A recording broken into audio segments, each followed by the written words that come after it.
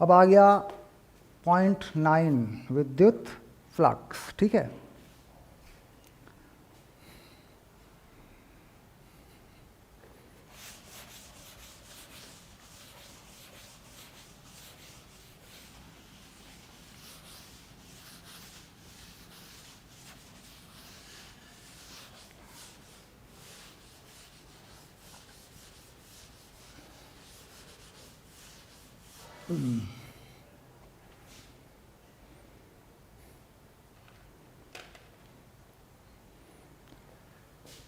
आ गया 9वां point, 9 point, और ये है विद्युत फ्लक्स।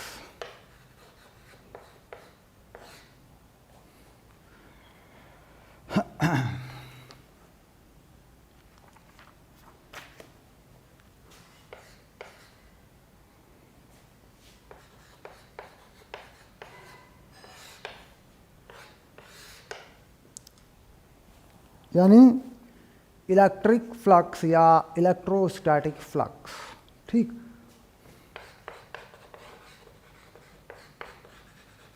इलेक्ट्रिक फ्लक्स,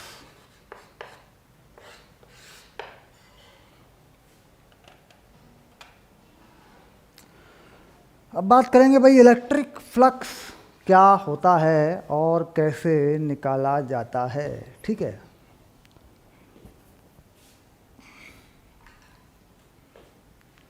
देखो, फ्लक्स, फ्लक्स बोलते हैं संख्या को। फ्लक्स मतलब कितनी संख्या है, मतलब कुल कितनी गिनती हुई है, कितना काउंट हुआ है, उसे कहते हैं फ्लक्स। मात्रा को फ्लक्स नहीं कहते, मात्रा को कहते हैं सीधे सीधे फ्लक्स में कहीं ना कहीं गिनती होती है, नंबर होता है एक। अब इलेक्ट्रिक फ्लक्स को सीधे सीधे कहते हैं तो number of electric field lines, ठीक। अब ये क्या कह रहा है कि इलेक्ट्रिक फ्लक्स को कह सकते हो विद्युत क्षेत्र की रेखाएं, ठीक। यानी विद्युत क्षेत्र की रेखाएं या रेखाओं की संख्या, विद्युत क्षेत्र की रेखाएं कितनी हैं या रेखाओं की संख्या कितनी है, ठीक। तो लिख दें विद्युत क्षेत्र की रेखाओं की संख्या, है ना, ऐसे लिख देते हैं। देखो, रेखाओं की संख्या,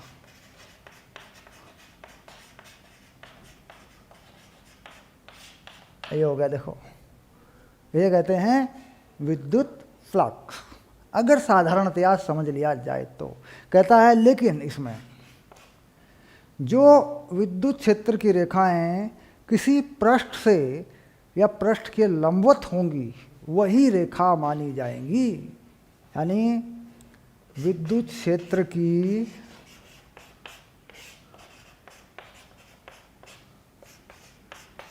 उन रेखाओं की संख्या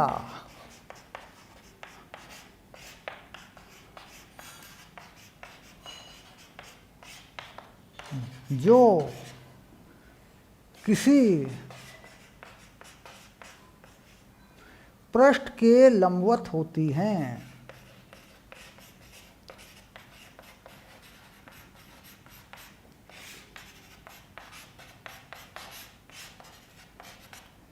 विद्युत फ्लक्स कहलाती है।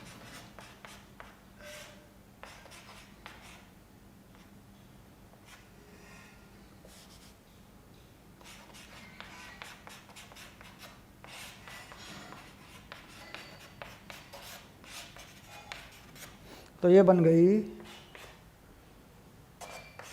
पूरी की पूरी परिभाषा, ठीक। देख लो एक बार, विद्युत क्षेत्र की उन रेखाओं की संख्या जो किसी पृष्ठ के लंबवत होती हैं विद्युत फ्लक्स कहलाती हैं। विद्युत फ्लक्स यानी उस पृष्ठ से गुजरने वाला विद्युत फ्लक्स, ठीक। अब देखो कैसे मानते हैं इसको। मान लीजिए मेरे पास एक प्लेट है, आसानी से समझा देता हूँ मैं, आसानी से समझ में आ जाएगा। देखो, मान लो मेरे पास ये प्लेट है एक, है ना, ऐसे ऐसे, ठीक। ये प्लेट मैंने मान ली, मैंने कल्पना कर ली, या मेरे पास है। जैसे मान लीजिए कॉपी का एक पेपर ले लूँ मैं, या मान लो ये डस्टर ले लूँ मैं, या ये पूरा बोर्ड मान लूँ मैं, ठीक। अब कहता है इसमें जो इसके लंबवत दिशा है, ऐसे।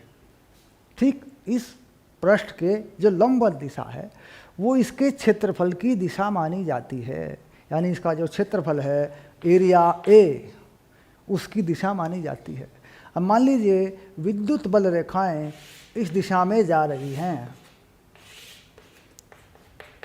ऐसे। ठीक, तो कौन सा कोण काम करेगा? कहता है जी विद्युत बल रेखाओं का एक घटक, एक कंपोनेंट जो एरिया की तरफ जाएगा वो ही गिना जाएगा। अब देखो विद्युत बल रेखाओं के घटक बनाते हैं। मान लीजिए क्षेत्रफल की दिशा, यानी क्षेत्रफल कहाँ पर है? उस पृष्ठ के लंबवत जो दिशा होती है उस पे होता है क्षेत्रफल। अब जैसे मान लीजिए मैं इस बोर्ड का क्षेत्रफल की बात करूं तो इस बोर्ड का क्षेत्रफल आपकी तरफ आएगा। ठीक, इसका जो प्लेन है, जो इसका तल है उसके लंबवत आएगा। अब यहाँ मैं मान लूँ ये कोण कितना, ये मान लूँ मैं थीटा। तो इलेक्ट्रिक फील्ड के घटक ई कॉस थीटा और तल में चले गए ई साइन थीटा। कहता है जी ये जो घटक तल में चला गया ये विद्युत बल रेखा है तल में जाने वाली, ये विद्युत फ्लक्स नहीं है। विद्युत फ्लक्स में इसका कोई रोल नहीं है। तो विद्युत फ्लक्स क्या हो गया फिर? इलेक्ट्रिक फील्ड का वो घटक जो तल के लंबवत हो और एरिया। तो कहता है अगर इन्हें गुना कर दो, अगर इन्हें मल्टीप्लाई कर दो तो क्या बन जाएगा? विद्युत बल रेखाओं की वो संख्या जो किसी तल के लंबवत होती है। ठीक, तो यानी सीधे सीधे समझ में आ गया कि जो फ्लक्स है वो कितना बन गया। यहाँ लिख देता हूँ, देखो विद्युत फ्लक्स को कहते हैं फाई, और ये हो गया ई ए कॉस थीटा। और अगर इसे सदिश राशि के पदों में लिखोगे ई डॉट ए, कहता है ये सूत्र है साहब एरिया सदिश, है ना, एरिया वेक्टर ऐसे। तो ये हो गया क्षेत्रफल का वेक्टर सदिश राशि, ये हो गया इलेक्ट्रिक फील्ड यानी विद्युत क्षेत्र का। और अगर इसे स्केलर में लिखोगे यानी अदिश मान में लिखोगे इसको तो हो गया ई ए कॉस थीटा। ठीक, तो यानी इस फॉर्मूले से विद्युत फ्लक्स निकाला जाता है। तो बन गया फॉर्मूला और परिभाषा हो गई क्लियर। ठीक है,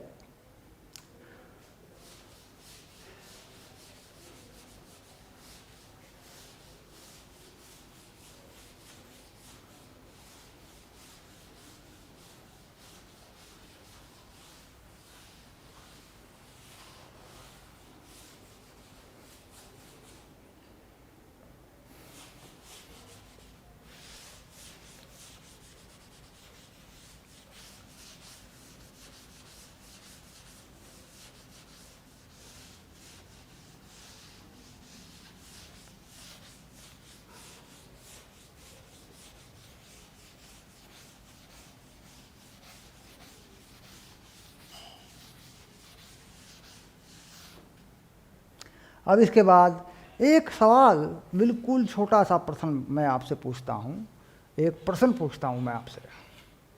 ठीक, कहता है बिंदु आवेश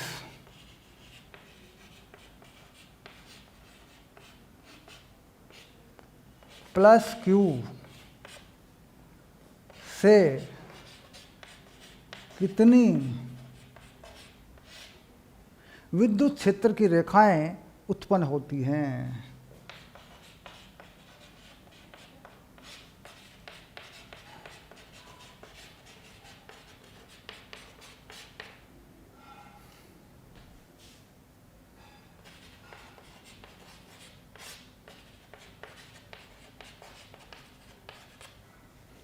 बन गया सवाल। अब देखो कैसे निकालोगे, यानी इसका मतलब है विद्युत क्षेत्र की रेखाएं, इसका मतलब है विद्युत फ्लक्स।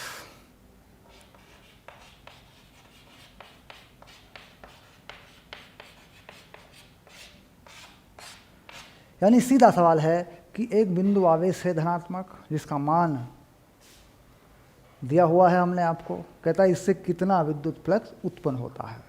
ठीक, अब क्या करते हैं इसके लिए, यहाँ पर ये बिंदु आवेश को रख देते हैं। ठीक, और इसके चारों तरफ एक ऐसा क्षेत्रफल बनाते हैं, कल्पना करते हैं जो इसके लंबवत हो।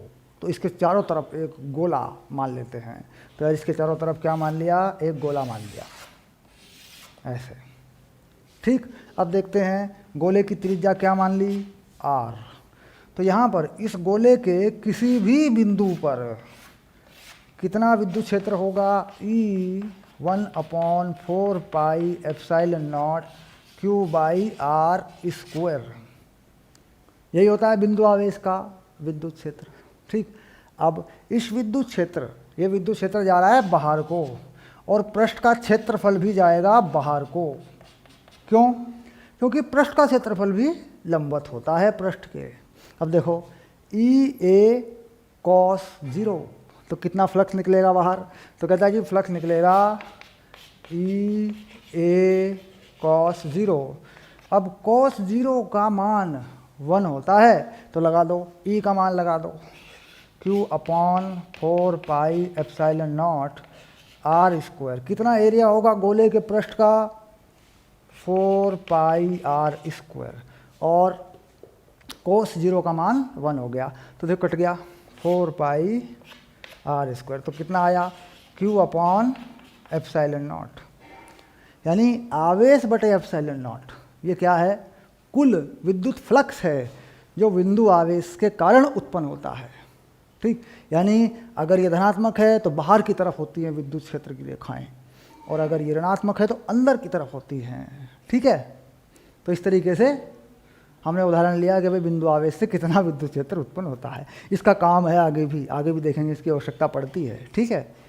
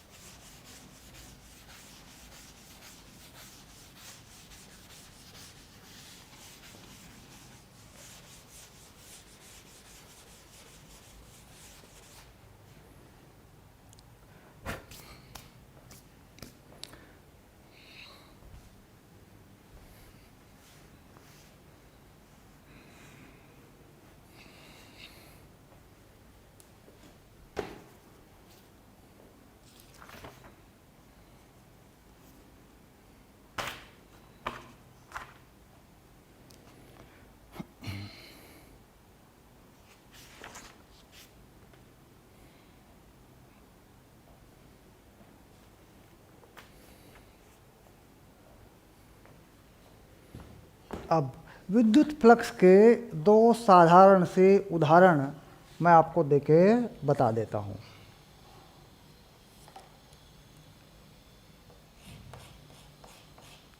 ठीक, विद्युत फ्लक्स के निकालने के दो उदाहरण, सरल से उदाहरण हैं। अब देखिए दो फॉर्मूले हमारे पास आए हैं। एक आया है कि जो विद्युत फ्लक्स है वो है इलेक्ट्रिक फील्ड यानी विद्युत क्षेत्र और क्षेत्रफल। एक तो हमारे पास ये है। ठीक, एक इसका दूसरी अवस्था है हमारे पास, दूसरी फॉर्म में लिख सकते हैं, ये है E A cos थीटा। ठीक, अब इसमें क्या होता है, मान लीजिए इलेक्ट्रिक फील्ड बताया, विद्युत क्षेत्र बता दिया आपको वेक्टर में, यानी सदिश राशि के पदों में बता दिया आपको।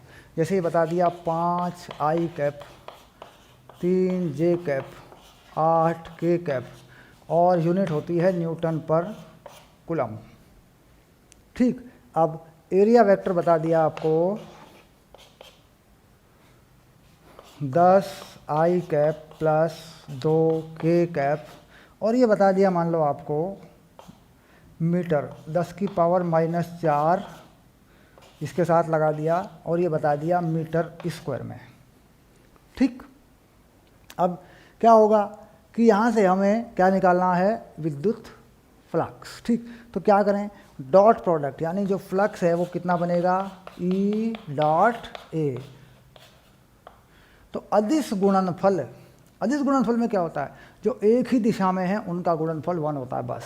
अब देखो यहाँ आई के साथ आई जाएगा, 10⁻⁻⁴ है, तो 10⁻⁻⁴ को बाहर करो, आई के साथ आई यानी एक्स एक्सिस वाला जो कंपोनेंट है, तो 10 5 ये हो गया 50, बस। अब आई नहीं आएगा क्योंकि आई डॉट आई 1 होता है। इसके बाद जे इसमें है नहीं तो 0 हो जाएगा। के 8 दूनी 16। अब बात आई मात्रक, यूनिट क्या है फ्लक्स की, तो साफ दिखता है ए ई, इलेक्ट्रिक फील्ड इनटू एरिया। तो क्या लिखेंगे, यहाँ से लिख देंगे न्यूटन पर कूलम मीटर स्क्वायर। ठीक, किसी भी सवाल में मात्रक लिखना ना भूलें, किसी भी उत्तर में मात्रक लिखना, उसकी इकाई यूनिट लिखना ना भूलें। ठीक है, तो इस तरीके से ये बन गया आंसर। ठीक, दूसरे वाले में क्या कहता है कि इलेक्ट्रिक फील्ड बताएं, एरिया बताएं, उनके बीच का कोण बताएं। तो कहता है इलेक्ट्रिक फील्ड है 5×10⁵ न्यूटन पर कूलम, और पास होता है एक एरिया से जो है 10⁻⁻² मीटर स्क्वायर, और एरिया के तल और इलेक्ट्रिक फील्ड के बीच का कोण क्या कह रहा है, क्षेत्रफल और इलेक्ट्रिक फील्ड यानी एरिया के बीच का कोण।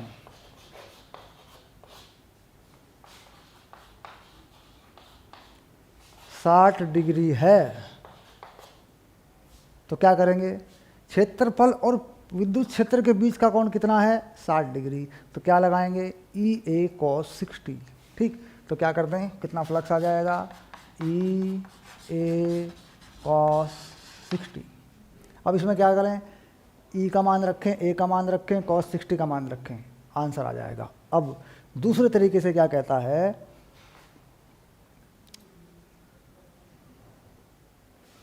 यहां पर बात देखिए बदल दी जाती है।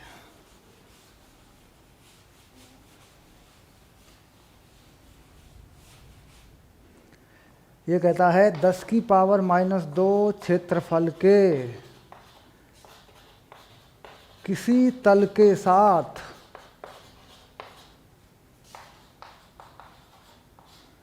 ई का कोण 60 है, तो इस तल से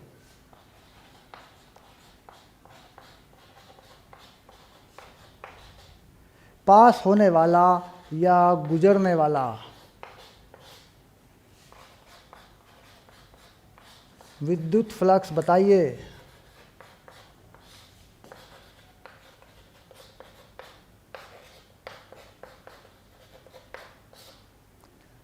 दो बातें मैंने रखी, एक में कहा क्षेत्रफल और विद्युत क्षेत्र के बीच का कोण है 60, एक कहता है कि जो 60 कोण है वो विद्युत क्षेत्र और तल के बीच में है। तो इसका मतलब क्या, देखो ये है तल, ये, और ये है विद्युत क्षेत्र, कोण है ये। ठीक, तो लगना कोण कौन सा है, ये वाला, तो ये कोण कितना बनेगा 30। तो आंसर बदल जाएगा, आंसर में यहाँ पे अब लगेगा ई ए cos 30, यानी इस मामले में आंसर कितना होगा 60 डिग्री नहीं लगेगा कोण, 60 डिग्री का नहीं लगेगा, क्योंकि तल के साथ बताया है। तो ध्यान रखें, सवाल को पढ़ के देखें कि क्षेत्रफल या तल की लंबवत दिशा या विद्युत क्षेत्र, इनके बीच का कोण दिया हुआ है या तल और विद्युत क्षेत्र के बीच का कोण दिया हुआ है। तो अगर तल और विद्युत क्षेत्र के बीच का कोण दिया हुआ है तो 90 में से घटा के लगाएं, और अगर तल के लंबवत दिशा और विद्युत क्षेत्र के बीच का कोण दिया है तो फिर जो का त्यों लगाएं। ये ध्यान रखना पड़ेगा आपको, ठीक। तो मैंने बता दिया कि भाई कैसे, ये 60 तल के साथ दिया है तो, और मान लो ये 60 दिया था, इधर क्षेत्रफल के साथ ही दिया होता तो यहाँ पे 60 लगा देते आप। तो सवाल को पढ़ के ये पता चलेगा, ठीक। तो ये थे विद्युत फ्लक्स निकालने के 2 उदाहरण, ठीक। अब इसके बाद आगे उदाहरण हैं वो हम लेंगे।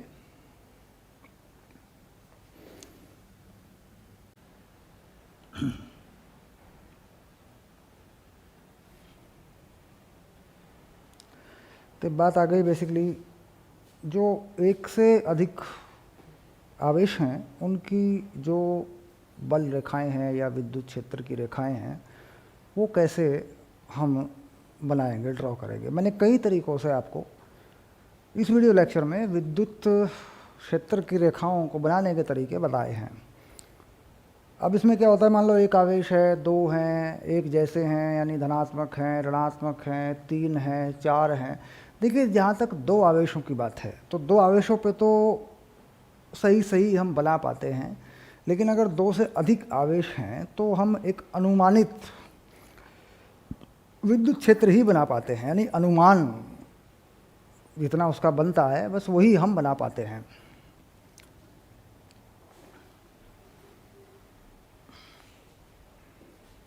ओके, तो थोड़ा सा बना के देखते हैं कि भाई 2 धनावेश हैं, 2 ऋणावेश हैं, और क्या उसमें कंसेप्ट है, यानी उसके पीछे जो कंसेप्ट है, जो फॉर्मूला या मेथड हम लगाते हैं वो क्या है।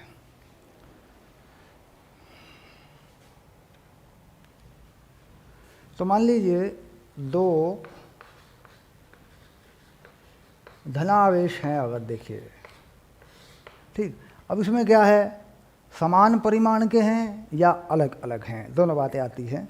तो यहाँ लिखता हूँ मैं कि दोनों बराबर हैं, यानी यहाँ मान लेता हूँ मैं एक प्लस क्यू, और थोड़ा इधर यहाँ भी मान लेता हूँ एक प्लस क्यू, और एक में मैं इन दोनों के परिमाण थोड़े अलग कर देता हूँ, यानी कुछ ऐसे बना देता हूँ मैं। देखिए ये है प्लस 2Q, और यहाँ बना देता हूँ प्लस 3Q, इस तरीके से, यानी पॉजिटिव 2Q और ये पॉजिटिव 3Q, यानी परिमाण अलग अलग कर दिए मैंने, जबकि यहाँ पर मैंने रखे परिमाण एक जैसे हैं, ठीक। अब है क्या, देखिए अगर ये दोनों समान हैं तो हम इनके बीच की जो मिलाने वाली रेखा है, अगर हम उसके मध्य बिंदु पर जाएंगे तो यहाँ पर क्या होगा, इन दोनों का विद्युत क्षेत्र उल्टी दिशाओं में हो करके एक दूसरे को ख़त्म कर देगा, ठीक। इसका मतलब जो बिल्कुल मध्य बिंदु है यहाँ पर कोई भी विद्युत क्षेत्र की रेखा नहीं होगी। इसके बाद अगर हम इससे ऊपर की तरफ चलें, इस बिंदु पर चलें, ठीक, तो इसका जो विद्युत क्षेत्र है वो इस तरफ को आएगा और इसका आएगा इस तरफ को, ठीक। तो यहाँ पर देखा जाए अगर, तो परिणामी विद्युत क्षेत्र जो है ऊपर की तरफ को होगा, ऐसे हो गया। और उसमें क्या होगा कि वो इस प्रकार होगा कि जो सदिश राशि है उसको जोड़ दिया जाए, ठीक। अब थोड़ा और ऊपर चलेंगे तो ऐसे ये चीज़ बनती चलेगी। अब थोड़ा सा अगर यहाँ आए, इस जगह पे आए, तो देखिए इसकी वजह से विद्युत क्षेत्र इस तरफ को होगा, यहाँ इस बिंदु पे आ जाए मान लीजिए, और इसकी वजह से इस तरफ को होगा, तो ये कुछ इस तरीके से विद्युत क्षेत्र होगा, ऐसे, ठीक। यानी इस तरीके से अगर कुछ बिंदु देखें तो पता लगेगा भाई विद्युत क्षेत्र किस तरीके से, उसकी रेखाएं किस तरीके से खींचेंगी। तो फाइनली क्या मिला हमें, अगर हम बनाएं इसका, तो यानी विद्युत क्षेत्र की रेखाएं एक दूसरे को प्रतिकर्षित करेंगी, ये कह सकते हैं हम, ठीक। विद्युत क्षेत्र की रेखाएं एक दूसरे को प्रतिकर्षित करेंगी, ये मान सकते हैं। अब इसके बाद अगर उस तरीके से बना दें तो कैसा होगा, देखो, यानी यहाँ से यूँ बना दें, देखो ऐसे,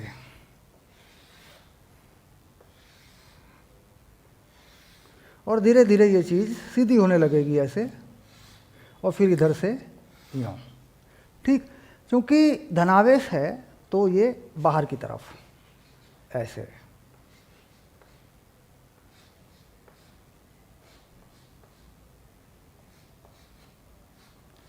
सभी विद्युत क्षेत्र की सभी रेखाएं बाहर की तरफ।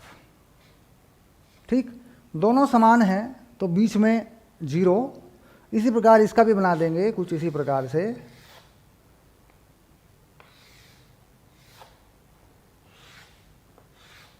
ऐसे।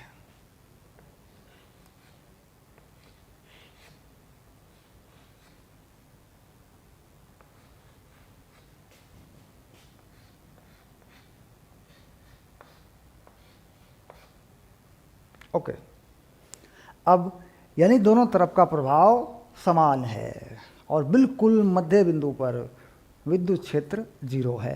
सिर्फ एक बिंदु पर, यहाँ जो पूरी मध्य लाइन खींची जाए ऐसे, इस पूरी लाइन पे नहीं है। अभी मैंने बताया आपको कि घटक बनेंगे, परिमाण आएगा, वैल्यू आएगी, दिशा भी आएगी। ठीक, अच्छा, अब ये बात तय हुई कि इस रेखा पर केवल मध्य बिंदु को छोड़ दें, जो मध्य लंब रेखा है, अगर इसके मध्य बिंदु को छोड़ दें तो बाकी सभी पर विद्युत रेखाएं ऊपर की तरफ होंगी, इधर से और इधर से होंगी नीचे की तरफ। अगर बोर्ड पर देखें तो ये रेखा कहाँ से आएगी? कहता जी आएगी तो आवेश से ही, आवेश से ही निकल कर आएगी ये भी ऐसे।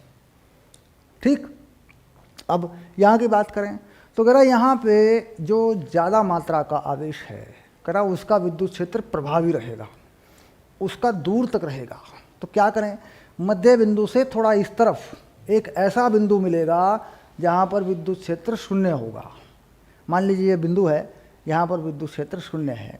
बाकी हम निकालेंगे जब बलों को संतुलित करते हैं, या यहाँ से यहाँ तक का विद्युत क्षेत्र, यहाँ से यहाँ तक के विद्युत क्षेत्र के बराबर हो जाए, उल्टी दिशा में हो जाए, तो वो बलों में जब हम निकालते हैं तो हम पता भी लगा लेंगे कि ये बिंदु कहाँ होगा एक्चुअली। लेकिन हमने मान लिया कि मध्य बिंदु से थोड़ा इस तरफ होगा क्योंकि इधर का आवेश ज़्यादा है। तो यहाँ पर इस बिंदु पर से इधर जो रहेगा, बिंदु से इधर, वो इसका प्रभाव रहेगा, और इधर रहेगा वो इसका छोटे वाले चार्ज का प्रभाव रहेगा। तो यानी इसको देखा जाए तो कुछ इस तरीके से ये जो रेखाएं हैं ये इस प्रकार बन जाएंगी यूँ। ठीक, और ये बाहर की तरफ, क्योंकि धनात्मक आवेश हैं, बाहर की तरफ ऐसे।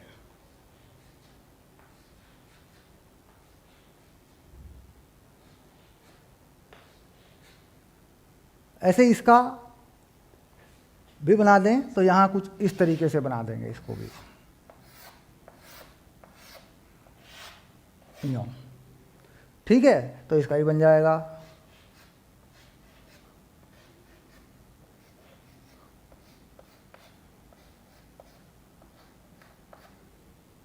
अब ये क्या है, अगर दोनों की मात्राएं अलग अलग हैं तो इस प्रकार से जो ज़्यादा मात्रा का आवेश होगा उसका प्रभावी रहेगा।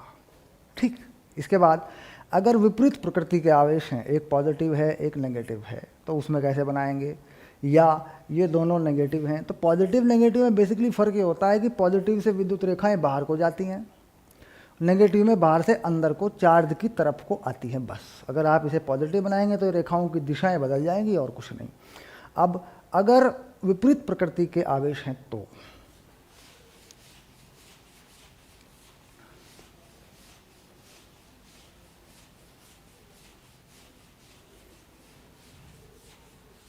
तो यहाँ लिखा धनावेश, यहाँ लिख देते हैं धनावेश ऋणावेश, है ना, यानी विपरीत आवेश।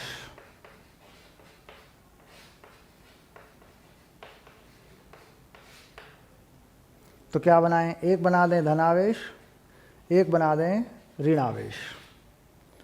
ठीक, अब क्या है, अगर ये दोनों समान हैं, मात्रा में समान हैं, तो जितनी रेखाएं यहाँ से निकलेंगी उतनी इसमें चली जाएंगी। ठीक, अगर धनात्मक अधिक है तो धनात्मक से निकलने वाली सारी रेखाएं ऋणात्मक में नहीं जाएंगी। ठीक, कुछ अनंत को फैल जाएंगी, इसमें नहीं पहुँचेंगी।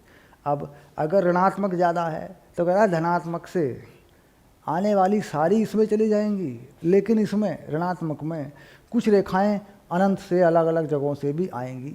ठीक, तो इसका मतलब ये हो गया कि जिसकी बल रेखाएं ज़्यादा होंगी उसी प्रकार से वो संतुलित करेगा।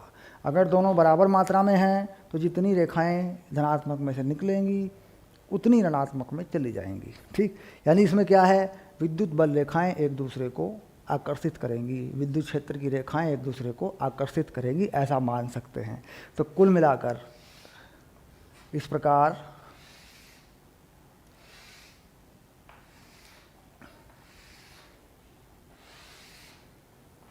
एक विद्युत क्षेत्र बनाया जा सकता है। ऐसे बना सकते हैं, देखो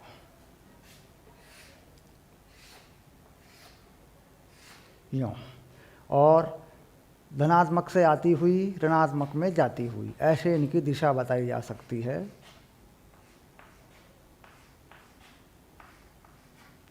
ऋणात्मक में आती हुई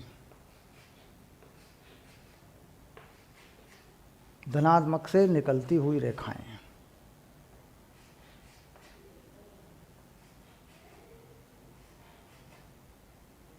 अब ये कहता है किन्हीं दो रेखाओं के बीच का कोण, मान लीजिए ये कोण है अल्फा और ये कोण है बीटा, और ये आवेश है Q1 और ये आवेश है Q2। ठीक, तो कहता है ये जो अल्फा और बीटा है किन्हीं दो रेखाओं का, एक रेखा से जो आधार रेखा है उससे बनी हुई किसी रेखा, दो रेखाओं के बीच का कोण कह सकते हैं इसको आप। यहाँ पे माने, यहाँ पे माने, यहाँ पे माने, जहाँ माने, कहता है इनका अनुपात क्या है, यानी अल्फा और बीटा का अनुपात क्या है। कहता है जी जिसका आवेश ज़्यादा होगा उसमें से ज़्यादा बल रेखाएं निकलेंगी तो कोण छोटा हो जाएगा। ठीक, इसका मतलब अगर Q1 ज़्यादा है तो ये कोण छोटा है।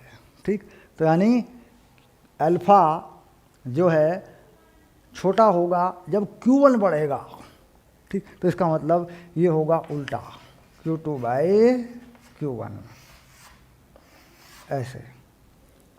ठीक, ये तो किसी के लिए भी काम करेगा, ये तो किसी के लिए भी काम करेगा।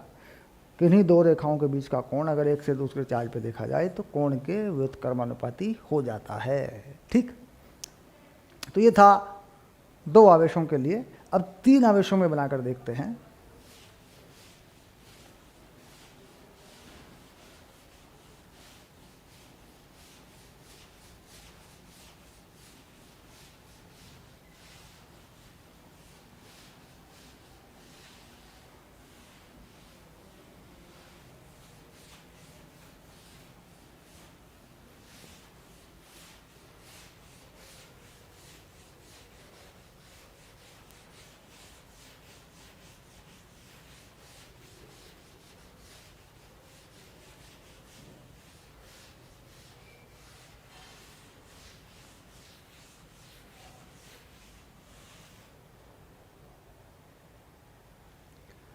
अब हमारे पास मान लीजिए तीन आवेश हैं कुछ इस तरीके से, ये है प्लस Q1 और ये प्लस में पॉजिटिव Q2 और ये भी पॉजिटिव Q3। तो यहाँ पर हम बिल्कुल सही तरीके से विद्युत बल रेखाएं नहीं खींच सकते, हमें अनुमानित बनाना पड़ेगा। तो हम जानते हैं कि ये दोनों पॉजिटिव एक दूसरे को रिपेल करते हैं, ये भी रिपेल करता है, तो कहता है इस तरीके से बना सकते हो रिपेल करती हुई विद्युत बल रेखाएं। और ये भी रिपेल करेगा इसको, तो ये बना, ऐसे बना दो।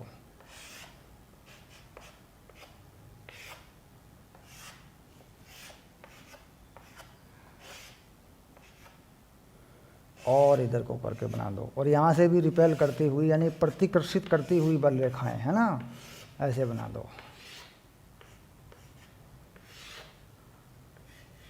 ऐसे।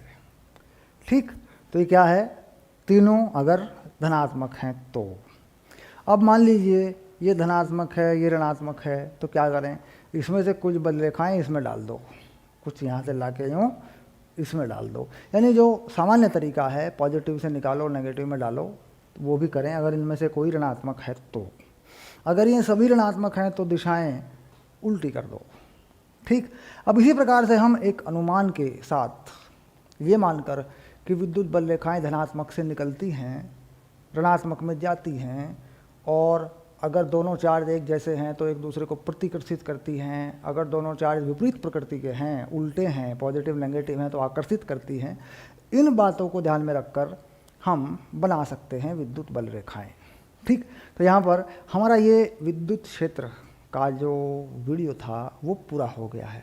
ठीक है, अब लेंगे अगला टॉपिक।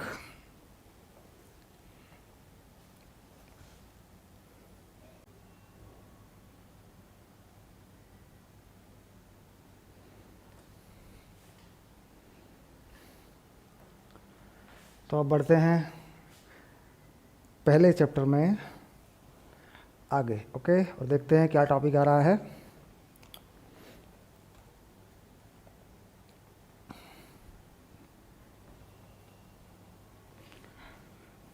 टॉपिक आ रहा है 9 नंबर का, विद्युत क्षेत्र रेखाएं। ओके, यानी इलेक्ट्रिक फील्ड लाइंस।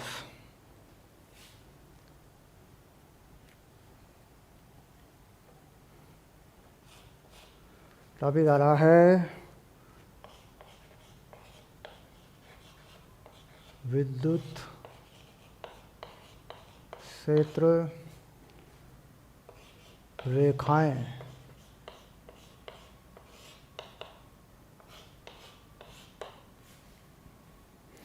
तो विद्युत क्षेत्र रेखाएं कैसे बनी होती हैं?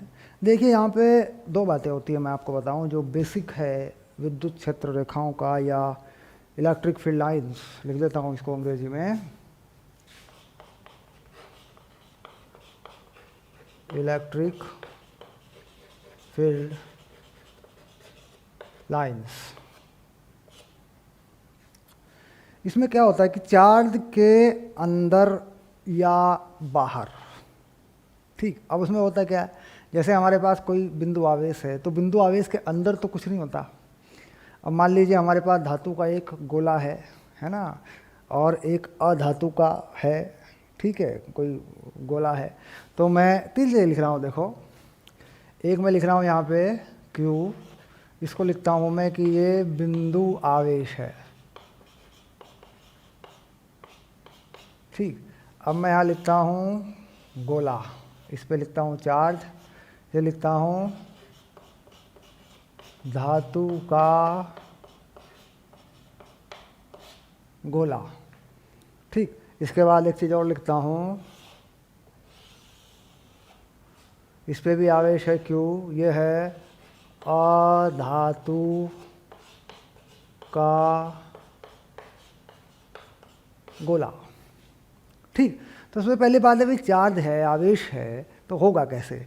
बिंदु आवेश एक बिंदु पर है और बिंदु के अंदर कुछ नहीं है, यानी बिंदु का जो आयतन है वो ना के बराबर है। ये होगी बिंदु की बात। गोला, धातु का गोला। अब धातु का गोला है या गोलीय खोल है, जिसे बोलते हैं स्फेरिकल शेल, ठीक, खाली गोला जिसे कहते हैं, ठीक। दोनों में एक ही बात लागू होगी। धातु में क्या होता है कि जो आवेश होता है वो बाहर की तरफ होता है, यानी उसके पृष्ठ में फैला होता है,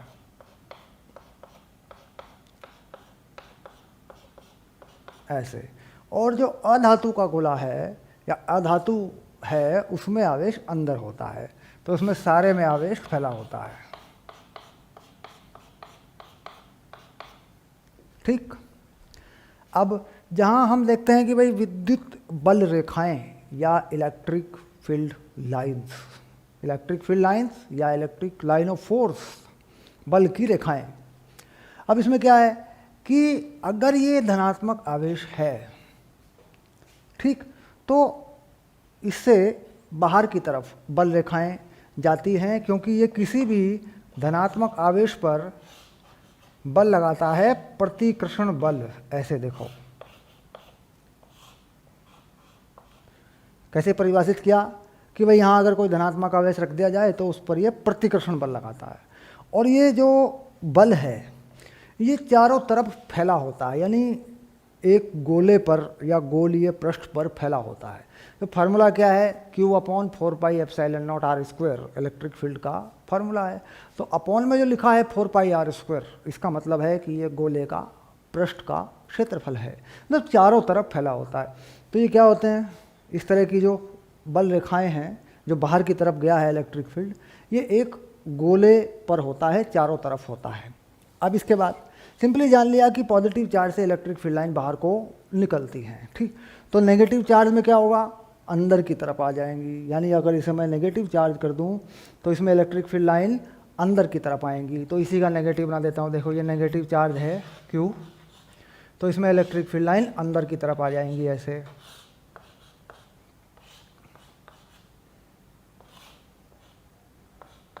आ जाएंगी। देखो अब बात आई धातु का गोला। अब धातु के गोले की बात आई कि उसमें अंदर आवेश नहीं होता, तो इसमें अंदर इलेक्ट्रिक फील्ड लाइन नहीं होती। यानी अगर मैं इसके अंदर कोई आवेश रख दूं Q0, तो इस आवेश पर बल नहीं लगेगा, क्योंकि जो बाहर फैला हुआ चार्ज है, ये जो बाहर फैला हुआ सरफेस में फैला हुआ आवेश है, वो इस पर बल नहीं लगाएगा, ठीक। ये हम समझेंगे कि क्यों नहीं लगाएगा, किस तरह का ये इक्विलिब्रियम है। वैसे ये इक्विलिब्रियम का मामला है, ठीक है, स्टैटिक इक्विलिब्रियम इसे कहते हैं, स्थित साम्यता, है ना। अब इसमें क्या आया कि ये बाहर की तरफ, केवल बाहर की तरफ बल लगाएगा। यानी अगर मैं कोई Q0 यहाँ रख दूँ इस जगह पे प्लस का, तो क्या करेगा, ये धनात्मक आवेश उसको रिपेल करेगा, ऐसे। तो इससे भी विद्युत बल रेखाएं बाहर की तरफ चली जाएंगी, ऐसे, लेकिन इसमें अंदर नहीं होंगी।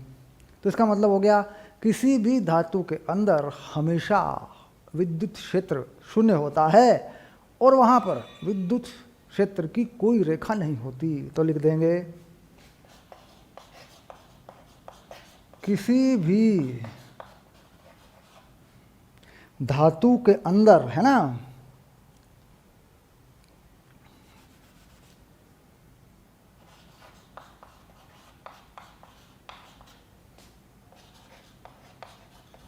अंदर विद्युत क्षेत्र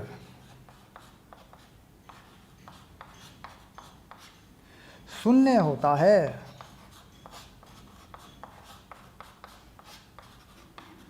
और वहाँ पर विद्युत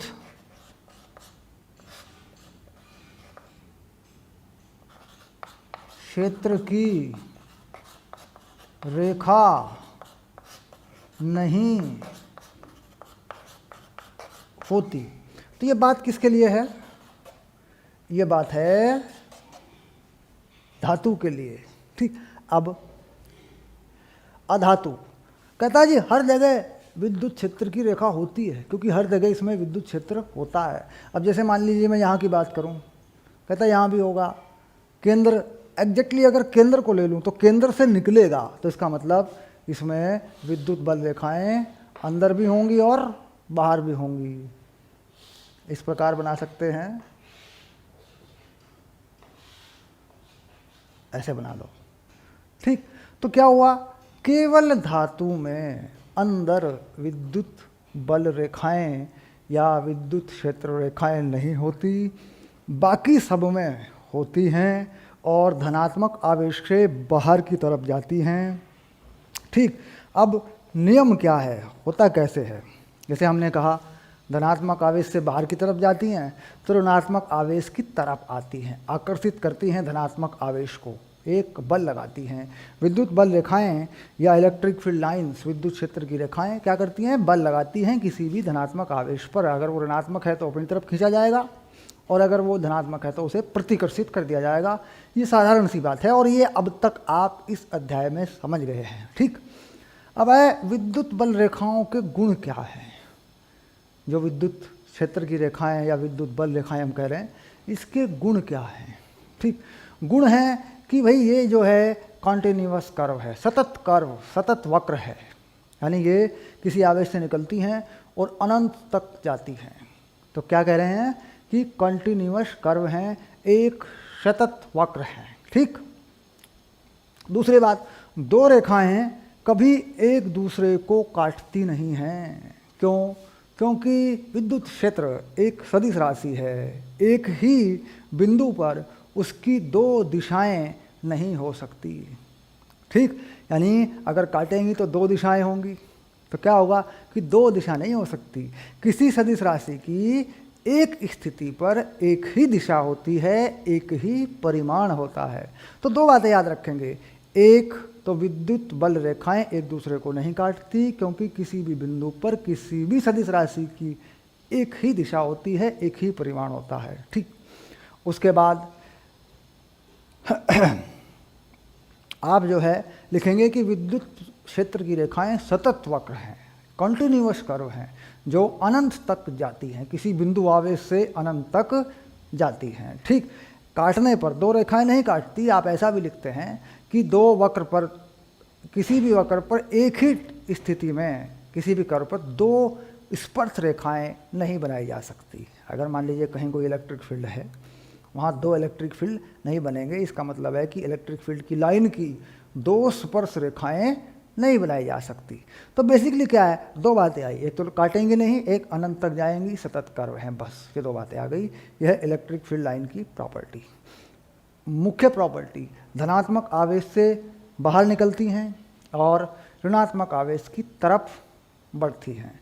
अब विशेष गुण, विशेष प्रॉपर्टी, कहता है धातु में आवेश पृष्ठ में रहता है, पृष्ठ पर कह देते हैं कुछ लोग, पृष्ठ पर पृष्ठ के ऊपर नहीं रहता, सरफेस के, सरफेस में अंदर की तरफ रहता है, सरफेस में जो अंदर की जो पहली परत है उसमें रहता है। तो गुण क्या बनेगा कि साहब विद्युत बल रेखाएं हमेशा धातु के पृष्ठ के लंबवत होती हैं। तो उसका डायग्राम बना के देखता हूँ मैं, आपको छोटा सा डायग्राम बना के दिखा देता हूँ।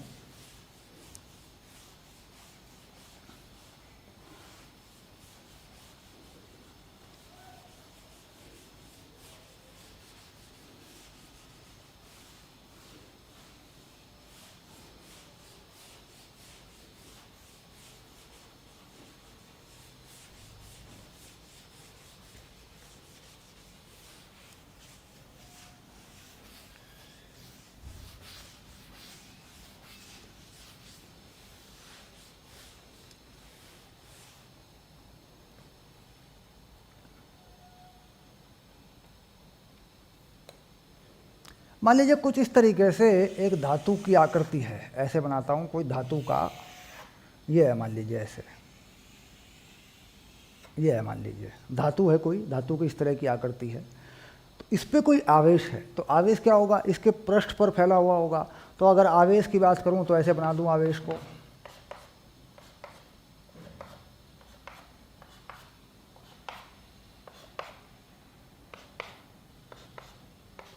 ऐसे बना दिया मान लो मैंने। तो विद्युत बल रेखाएं बताइए, कहता जी इसके अंदर तो विद्युत बल रेखाएं होंगी नहीं, इसके अंदर विद्युत बल रेखाएं होंगी नहीं, क्योंकि धातु का है। धातु के अंदर जो है आवेश एक दूसरे को प्रतिकर्षित कर देते हैं, वो बाहर आ जाएगा, सरफेस के ऊपर, पृष्ठ के ऊपर आ जाएगा, सरफेस के बाहर होंगी। तो कह रहा है जहाँ पर जैसा पृष्ठ है उसके लंबवत विद्युत बल रेखाएं होंगी। यानी यहाँ पर अगर देखूँ तो लंबवत होगी रेखा, देखो ऐसे, ये 90 डिग्री का एंगल होगा ऐसे। यहाँ पे देखूँगा तो लंबवत होगी ऐसे। इसी प्रकार जहाँ पे भी देखोगे लंबवत होगी विद्युत बल रेखा ऐसे। ठीक,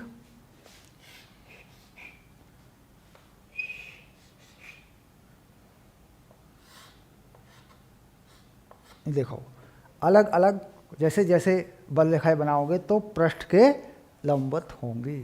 ठीक, क्यों होती हैं, इसे कहते हैं इलेक्ट्रोस्टैटिक शील्डिंग को। खैर मैं बाद में बताऊंगा कि शील्डिंग क्या होती है। किसी धातु के पृष्ठ में चार्ज किस प्रकार शील्ड हो जाता है, एक इक्विलिब्रियम में आ जाता है, एक साम्य अवस्था में आ जाता है। ठीक, वो बताऊंगा आपको, आगे उस टॉपिक पर बात होगी। तो कुल मिलाकर विशेष जो बात है वो धातु में है। अब इसके बाद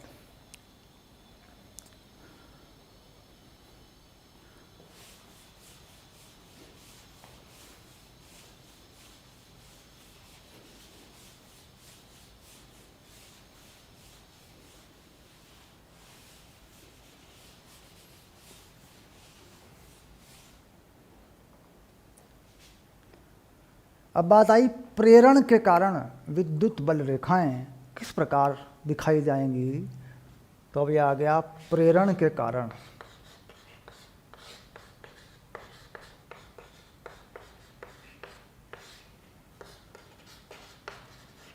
विद्युत क्षेत्र की रेखाएं।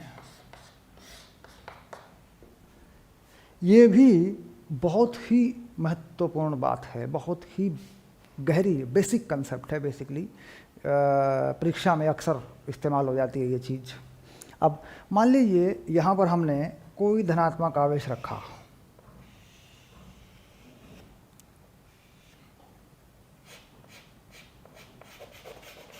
यहाँ पे रखा हुआ आवेश कैसा है, कहता है ये धनात्मक आवेश है और ये है पॉजिटिव क्यू और ये स्थिर है। कहते हैं भाई ये स्थिर है, मान लिया स्थिर आवेश।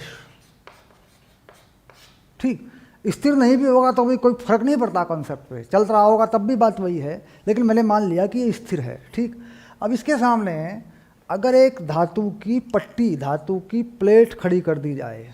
ठीक, अब देखो धातु की प्लेट लगा रहा हूं,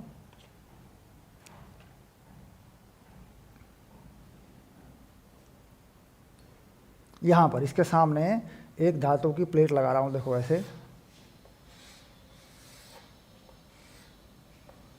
ये देखो ऐसे धातु की प्लेट।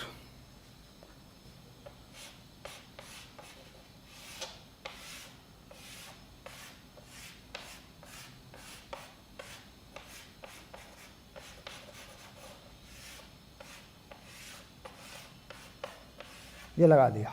ठीक, ये हो गई धातु की प्लेट। तो उसे लिख देंगे कि भाई ये धातु की प्लेट है, धातु की प्लेट, ऐसे लिख दो सिंपली ऐसे। तो कह रहा है विद्युत बल रेखाएं खींचिए, इलेक्ट्रिक फील्ड की लाइनें खींचिए, इस आवेश की वजह से यहाँ पर किस प्रकार होंगी। अब देखिए यहाँ लगेगा प्रेरण का जो सिद्धांत है वो हमें सोचना पड़ेगा।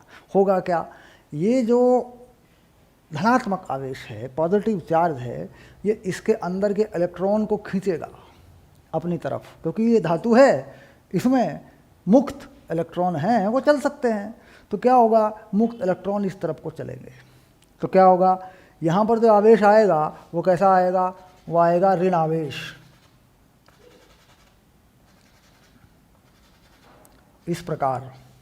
ठीक, और इधर जो आएगा वो कैसा आएगा, कहता है जी वो आएगा धनावेश, क्योंकि इलेक्ट्रॉन जाएंगे तो धनावेश आएगा। तो कुल मिलाकर प्रेरण के द्वारा ये प्लेट आवेशित हो जाएगी, इसका एक पृष्ठ धनावेश और दूसरा पृष्ठ इसके पास वाला ऋणावेश, नेगेटिव चार्ज से आ जाएगा। तो कह रहा है यहाँ से अगर कोई बल रेखा जाती है तो इसके लंबवत होगी वो। अब मान लीजिए यहाँ से कोई बल रेखा ऐसे जाती है, तो देखिए ये लंबवत है, और इसमें अंदर धातु के अंदर बल रेखा होगी नहीं, धातु के अंदर बल रेखाएं नहीं होती। इसका आवेश इस प्रकार बना कि इसके अंदर विद्युत क्षेत्र शून्य हो गया, तो यही बल रेखा बाहर निकल जाएगी ऐसे। ठीक, इसके बाद और कोई यहाँ से निकलती है बल रेखा तो इसमें ऐसे जाएगी लंबवत इस प्रकार, और यहाँ से लंबवत निकल जाएगी इस प्रकार। यहाँ से भी कोई जाएगी तो ऐसे, और लंबवत निकलेगी ऐसे। ठीक, यानी इस आवेश से विद्युत बल रेखाएं बराबर चारों दिशाओं में फैलनी थी, लेकिन यहाँ देखो घूम गई, इसके लंबवत आ गई हैं। ऐसे एक और बनाना चाहो तो एक और बना लो, देखो ये भी लंबवत है।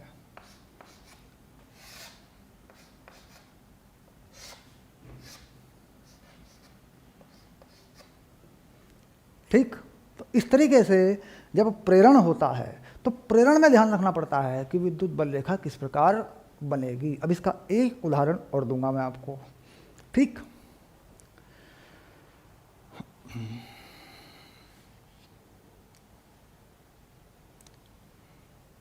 अब लेता हूं एक शेल के अंदर, यानी खाली गोले के अंदर, धातु का खाली गोला। ठीक, उसके अंदर लेता हूं, देखो यहां पे मैं ये बनाया मैंने धातु का खाली गोला।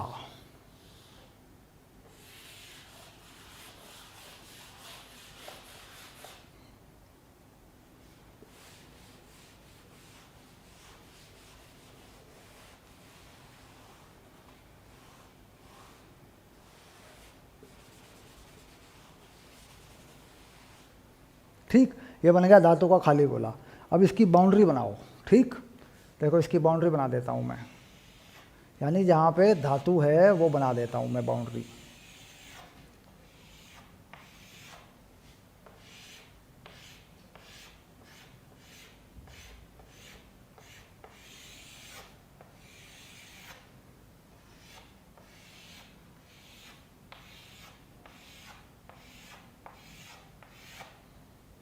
ये बना दी मैंने इसकी बाउंड्री। ये जो बाउंड्री है इसमें धातु है, यानी ये जो जगह है ये इसमें धातु है। खाली गोला है तो ये इसका जो बाहरी भरी हुई जगह दिख रही है ये मोटाई है इसकी।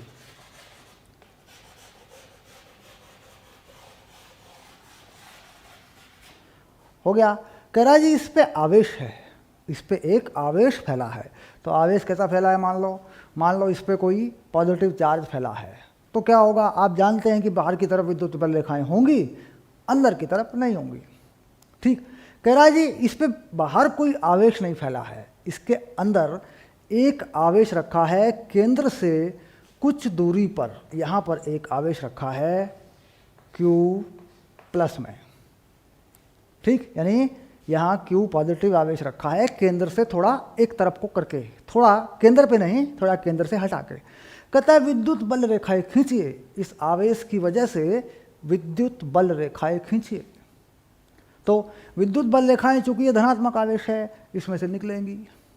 ये भी बात है कि ये धातु है, इसमें नहीं होंगी, तो कैसे खींचेंगे। ठीक, कहता है ये जो गोलीय शेल है, खाली जो गोलीय गोला है, इसमें रेखाएं लंबवत होंगी, इसके पृष्ठ के लंबवत होंगी। तो क्या करें उसके लिए, कुछ ऐसी रेखाएं खींच लें अपनी तरफ से जो लंबवत हों ताकि बनाने में आसानी हो। देखिए ये हो गया। ठीक, ये मैंने लंबवत रेखाएं बनाई।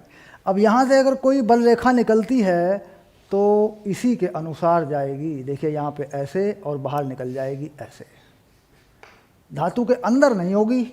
इसी प्रकार इस यहाँ से देखूं तो ये यूँ जाएगी और बाहर निकल जाएगी ऐसे। क्यों हो रहा है, प्रेरण की वजह से, इंडक्शन की वजह से। कहता है इस चार्ज की वजह से इसमें चार्ज इंड्यूस होगा। इसके पास का जो सरफेस है, जो इसके अंदर का सरफेस है, इस पे कैसा आवेश होगा, नेगेटिव। और जो ऊपर वाला है इसमें कैसा आवेश होगा, पॉजिटिव।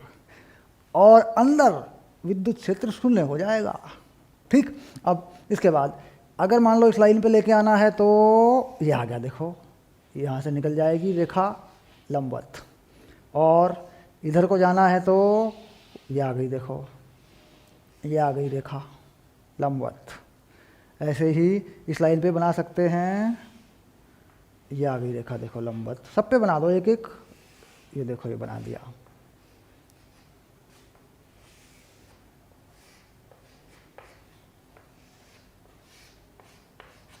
ठीक, तो इस आवेश की वजह से विद्युत बल रेखाएं इस प्रकार होंगी जैसे आप देख रहे हैं। शर्त क्या लगी, शर्त दो शर्तें लगी। एक तो जो धातु है उसके पृष्ठ के लंबवत हैं, एक धातु के अंदर इलेक्ट्रिक फील्ड नहीं है। यानी अगर इस धातु के अंदर की बात करें तो यहाँ कोई इलेक्ट्रिक फील्ड नहीं है, कुछ नहीं है यहाँ पे। देखो ये देखो हटा रहा हूँ मैं, ये देखो बिल्कुल क्लीन कर दे रहा हूँ मेटल को। ठीक, ये देखो ये देखो,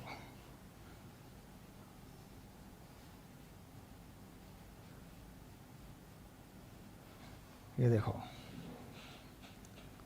अभी हट गया, देखो ये हो गया। यानी अंदर इसमें कोई लाइन नहीं है। और मैंने बता दिया कि अंदर की तरफ जो आवेश बनेगा, यहाँ अंदर के सरफेस में जो आवेश बनेगा वो कैसा आवेश बनेगा, प्रेरण से पैदा हुआ आवेश कैसा होगा, नेगेटिव। पॉजिटिव चार्ज के पास कैसा आवेश बनेगा, नेगेटिव। और जो बाहरी पृष्ठ है उसमें कितना बनेगा, पॉजिटिव, उस पर पॉजिटिव बनेगा। तो दिखा सकते हैं ऐसे।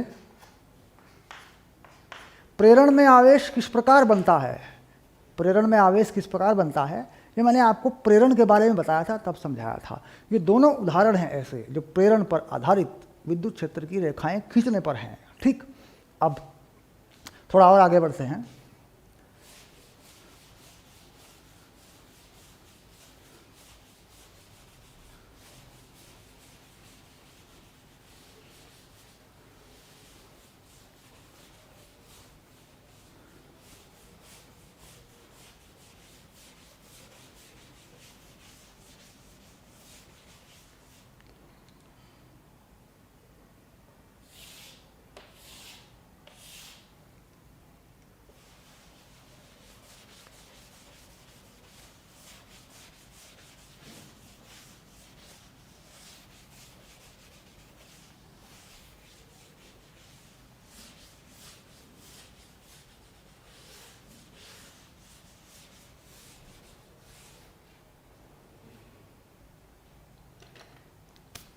अब देखते हैं अगला टॉपिक क्या है।